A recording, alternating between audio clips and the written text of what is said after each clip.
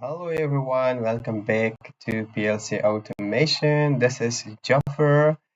Um, this video gonna be the part 2 of our program. The first part is already uploaded and this is the second part.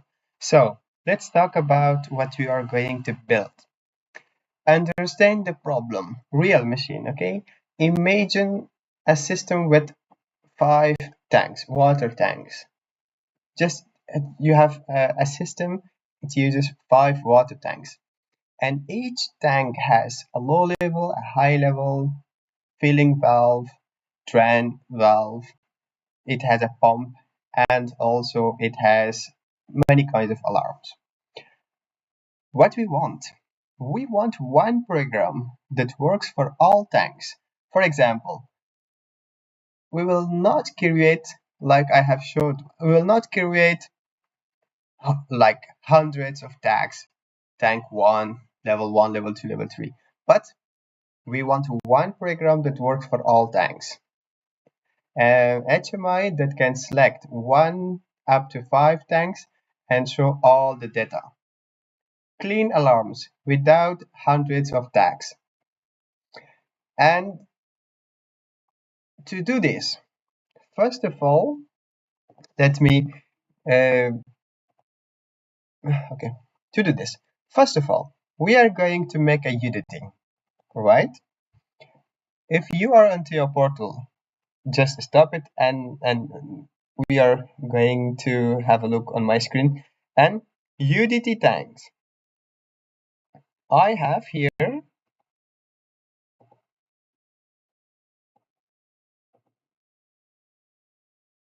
1, 2, 3, 4, 5, 6 variables, data type, and struct. For me, group, 5 groups, data type structs. And my inputs, I have low level, high level, outputs, these things, commands from HMI, process value. I have also declared an alarm word. We are using 16 bits word for alarming, and also we have a maintenance variable. So stop the video, make UDT, declare all the variables, struct, and then go forward. And now to use this for 5 tanks. So we said we are using one program to control all the 5 tanks, right? So second step, as we did before, we are going to make a data block. In data block, we declare a variable tanks, array 1 to 5 of UDT tanks, right? And you know how to make it because in the first video I have showed already. And it's for 5 tanks, right? Tank 1, 2, 3, 4, 5, right? So now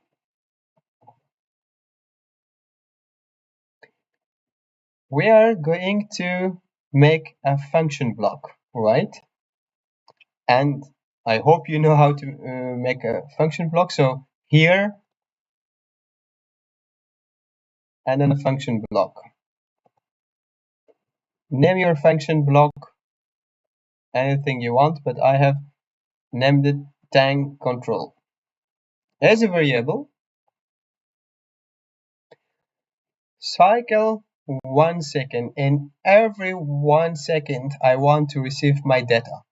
For example, I have a cycle, and every 1 second it turns one thing turns up around the circle. If something is changed in the circle, I know in 1 second. I know with turning 1 cycles. And I have declared a variable tank in the interface in and out. Why in and out? Because in and out it reads and it writes. It's getting and it's giving. Read, write, right? Tanks and UDT tank, right? And also timers, two timers. One timer to fill, second timer to drain, right?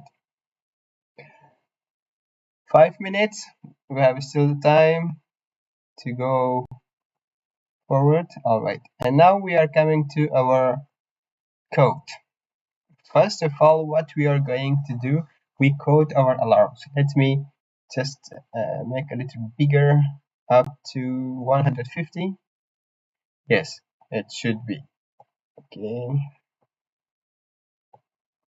this side, this side.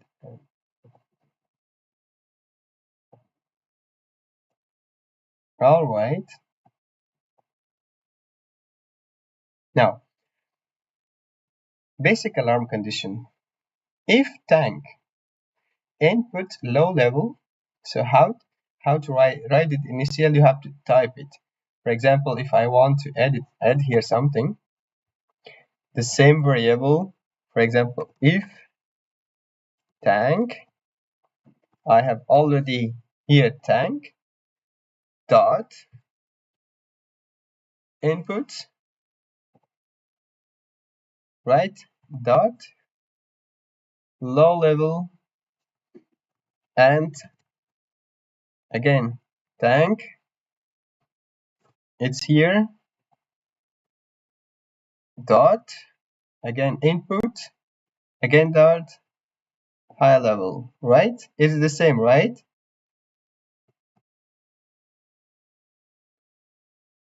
And then if I full stop, why? Yes. Then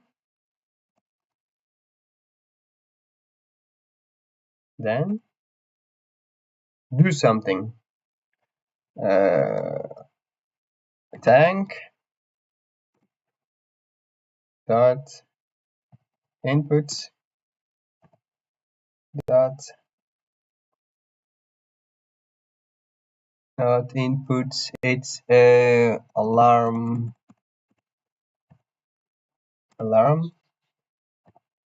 dot word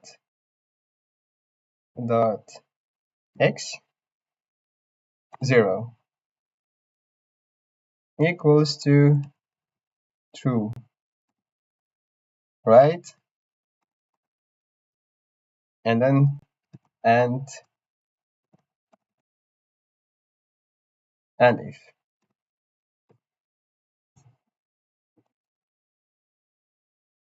So what I was trying to show in this example, I have made UDT and data block. Let me just delete this one because it's now too time. Data block, and then also in the interface, I have made my variables and in and out tank UDTs, right?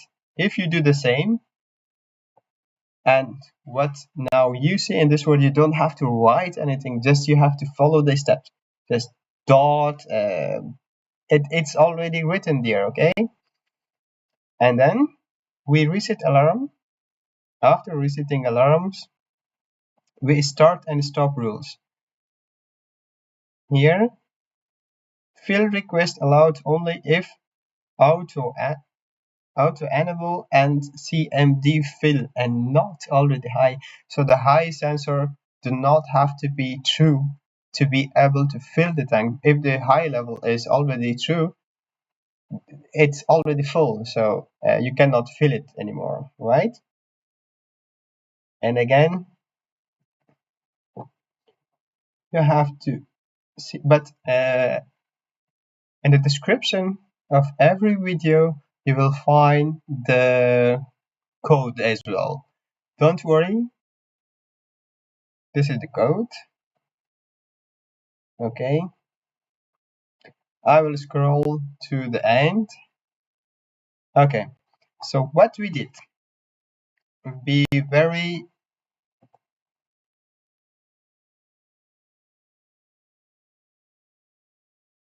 let me put it back.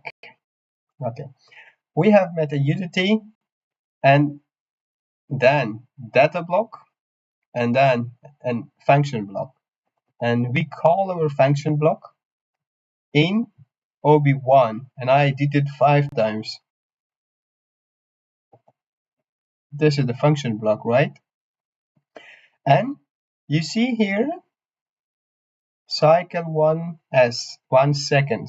So every 1 second it have to be turn on every seconds, like a clock. And every seconds I get my data updated. It updated. Let me see, 10 minutes. Okay. So when I will call it once again, we call our FB to OB1. I have already 5. I will name this one 6. You say it's the same. And now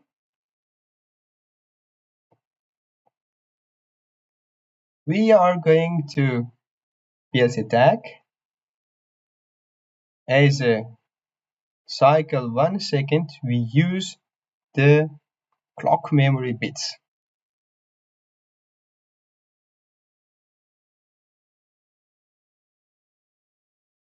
No, it should be here, right?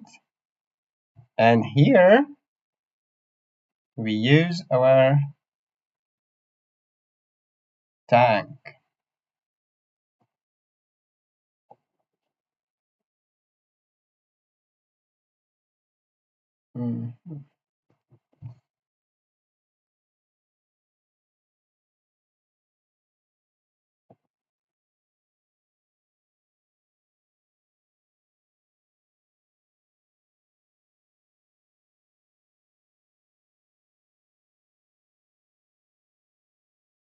Which one was it?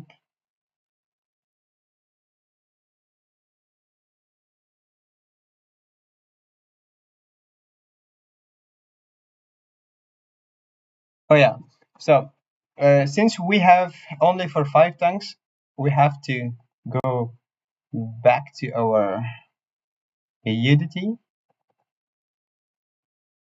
The same inputs and outputs we are going to call in data block. Since we have added one more tank, we have to do it now 6, right? Now I have 6 tanks, 6, and now I go to my, and then tanks, 6 tanks,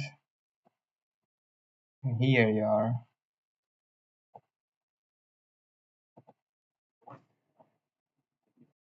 What we did, 30 minutes, we have 2 minutes. We have met a UDT.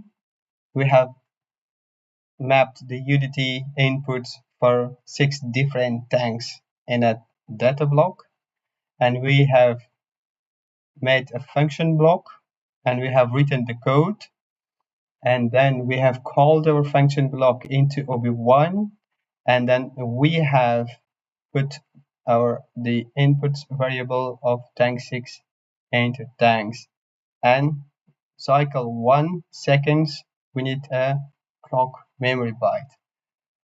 So guys, thank you very much for watching this part of the program. If you liked it, subscribe to this channel in order not to miss this upcoming videos. Thank you very much, and I see you in the next video. Bye bye.